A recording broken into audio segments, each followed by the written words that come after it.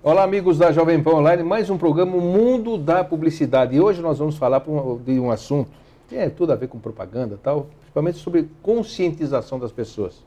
Que nós vamos falar sobre energia elétrica. Vem aí a Rio +20, que vai falar sobre sustentabilidade. E energia elétrica, desde a geração até a transmissão, passando pela transmissão e até a distribuição, falando mundialmente, né, muita gente não tem acesso à energia elétrica no planeta. O desafio dessas empresas são enormes para tornar o planeta cada vez mais sustentável e gerar uma energia cada vez mais barata. Para isso, nós vamos falar com o vice-presidente da Schneider Electric, uma multinacional francesa, que é o João Carlo Aderaldo. João, obrigado por sua presença aqui nos estúdios da Jovem Pan. Obrigado a você pelo convite. Agora, de que desafio, hein? A gente está falando nos bastidores, né? O mundo, no Brasil, por exemplo, 40 milhões de pessoas novas entraram no consumo. Todos eles comprando o primeiro celular, né? A primeira televisão, a primeira geladeira. Muita gente trocando e cada vez mais equipamentos. E o mundo cada vez mais preocupado com a energia, né? No início, as pessoas queimavam uma lenha lá para ter calor, né? O planeta foi diminuindo, o verde do planeta. E qual é o objetivo, a missão de uma empresa como a Schneider, que tem no planeta, né, no mundo inteiro, sobre energia elétrica? João, me fala um pouquinho sobre isso. Não, realmente o desafio da energia, a gente não diria nem desafio, o dilema, né? Um dilema que é uma equação. Como produzir mais energia e, ao mesmo tempo, poupar o planeta. Então, você coloca alguns dados, assim, alguns números que são importantes. A gente estima que o consumo de eletricidade dobre até 2030. E dobra por quê? Dobra porque, como você disse, novas pessoas entrando no consumo e as pessoas querem ter acesso aos bens que são interessantes, como televisão, como geladeira, computador, né, celular. Né. Tem um dado interessante. Quer dizer, vai dobrar até 2030. Dobra o consumo de eletricidade até 2030 no mundo. Meu Deus do céu. E o de energia, de uma forma geral, porque a gente inclui aí os transportes, né, carros, trens, e etc., aviões, até 2050. Tá? Nesse mesmo tempo, de acordo com os ambientalistas e os grandes estudiosos, a gente precisa reduzir a emissão de carbono pela metade. E aí, como é que vai fazer? Como é que você fecha essa equação? Né? Gerar energia, e que você só pode gerar energia limpa, e mais energia, e, ao mesmo tempo, atender esses anseios todos. Né? Ou seja, nós temos a energia hidráulica, corrija se eu estiver errado, a nuclear, né? Não sei se é um perigo ou não, você fala um pouquinho sobre isso, a eólica, a solar, tem mais algum outro tipo? Então, basicamente, energia. A gente fala combustíveis fósseis, que aí é queimar carvão, queimar petróleo, derivados de petróleo e etc. Isso aí eu acho que responde, talvez, aí, por muito mais da metade da energia gerada no mundo hoje. Não é uma matriz tão importante no Brasil, porque a gente tem basicamente a matriz hidráulica, que é a hidroelétrica. Para ter hidráulica você precisa ter rios, e o Brasil nesse ponto é privilegiado. E é uma energia limpa? É uma energia limpa. A geração de energia é limpa. Você tem alguns impactos ambientais aí na construção, né? Tem muita discussão. De algumas usinas que estão sendo construídas, mas de forma geral é uma energia limpa. O grande problema fica também porque os rios necessariamente não estão perto do ponto de consumo. Não dá para construir uma usina hidroelétrica aqui em São Paulo, porque não tem rio para isso. É verdade. Né? Você tem a biomassa, que seriam todos os derivados aí de produtos, né, como, por exemplo, a cana-de-açúcar. Né? No Brasil a gente tem isso, a gente produz etanol. Com o bagaço da cana a gente gera energia, então esse é um outro ponto positivo da matriz brasileira. Mas você pode fazer isso com palha de arroz, você pode fazer com uma série de subprodutos. E hoje até com gás gerado de lixo e dejetos de animais e uma série de outras coisas. Então, e você tem uma série de energias que são novas aí, que estão nascendo, né? Geotérmica, movimento das marés e tal, mas isso ainda muito em estudo, muito incipiente. E as que mais crescem hoje, que são as ditas limpas de verdade, que são a eólica e a solar. Né? A solar já com um desenvolvimento bastante grande na Europa e nos Estados Unidos e na China. Né? A China, apesar de ser a maior poluidora e a que mais produz energia suja do mundo, é o país que mais investe também em energia limpa. O que é energia suja? Energia suja é queimar carvão, basicamente. A China que mais produz energia suja. E é a que hoje mais investe no mundo em energia limpa. Justamente acho pelo ensinamento, né? Para tentar contrabalancear. Agora, você falou em geração de energia. Existe muita gente no mundo, no planeta, sem acesso à energia elétrica ainda? Então, os estudos estimam aí 1 bilhão e 600 milhões de pessoas sem acesso à energia. 1 bilhão e 600 milhões. 1 bilhão. Esse número, até 2030, a gente deve ter uns 8 bilhões de pessoas no planeta. Esse número de pessoas sem acesso não deve mudar muito, deve ficar próximo aí do 1,4, 1,3 bilhões sem acesso.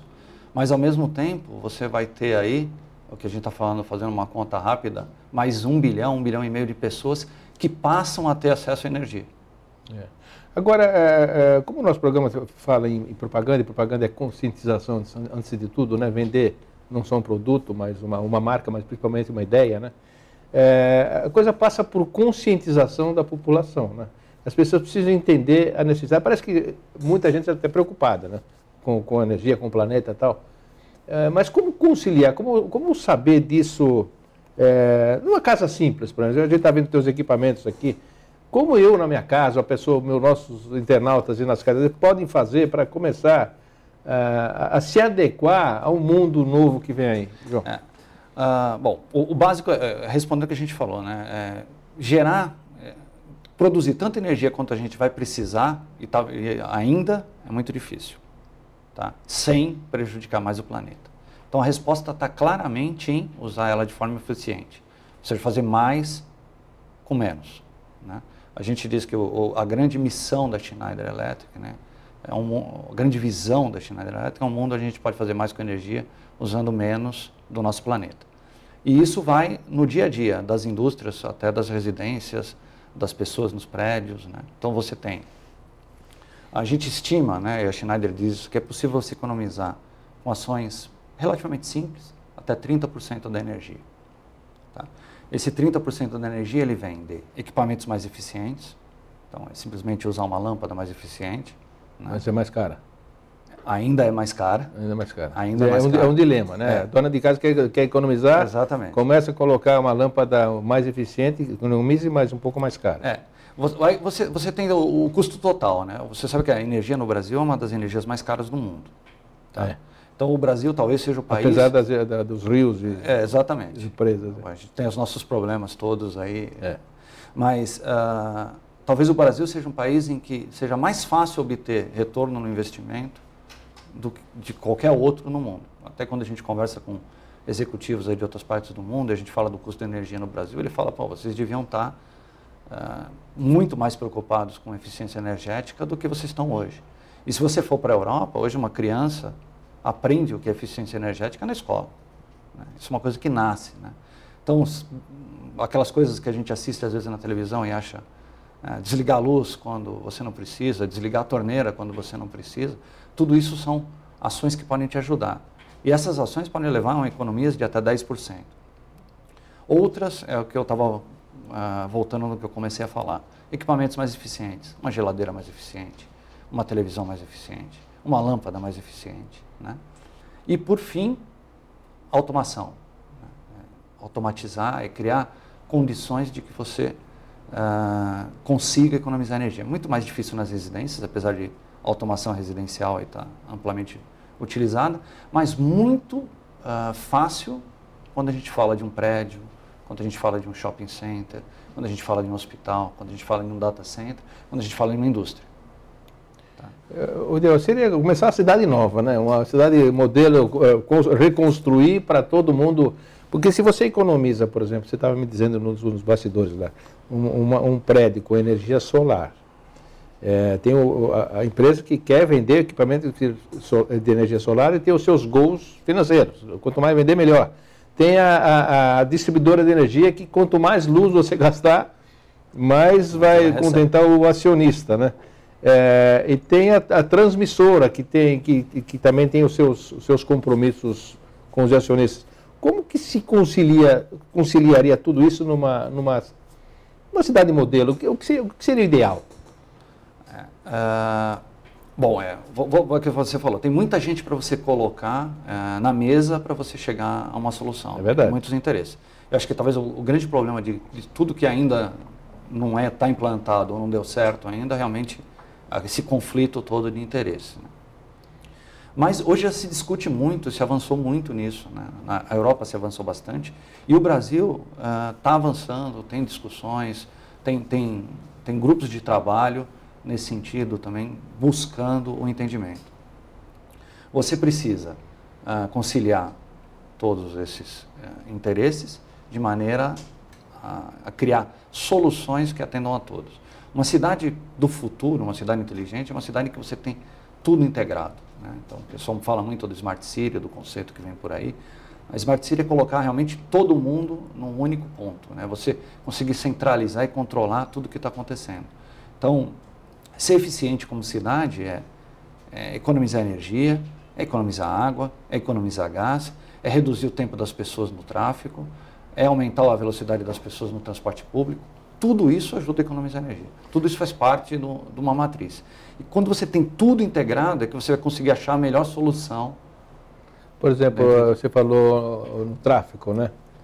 Uma grande cidade como São Paulo, se tivesse automação, seria fantástico. Uma ida para um estádio, numa Copa do Mundo, por exemplo, se todos fossem numa via mais rapidamente, né? Se tivesse automação nos semáforos, é isso? Exatamente. Existe automação nos semáforos, a Schneider Electric, inclusive, tem soluções nesse sentido e tem uma parcela da automação dos semáforos na cidade de São Paulo mesmo. Também faz controle de trens, também faz controle de metrô e uma série de outras coisas. Mas se você tem tudo isso integrado, você realmente podia permitir, vamos dizer, quando a gente fala de Copa do Mundo, o estádio está lá bonitinho, perfeito. A gente precisa chegar no estádio, a gente precisa ter segurança, a gente precisa diminuir o tempo para que essas pessoas atinjam esse estádio. Então, num evento desse porte, você poderia ter os sinais com tempo maior na direção do estádio, né? Privilegiar as vias que levam ao estádio, né? Diminuir o tempo para as vias que são auxiliares ou para as pessoas que não estão fazendo parte desse evento. Então, são todas situações que você pode criar dentro de um planejamento, dentro de uma automação um pouco maior, que te permitam ganhar eficiência. Né?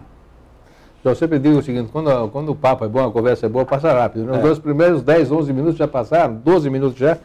Então, nós, no segundo bloco, vamos iniciar a nossa conversa com um vídeo que você trouxe aí da Schneider Electric, para que os nossos internautas, os nossos telespectadores, hoje na rádio com imagem, né, possam entender e você vai explicando. Então, acompanhe aí o segundo bloco da entrevista com o João Carlos Aderaldo, vice-presidente da Schneider Electric. Até já.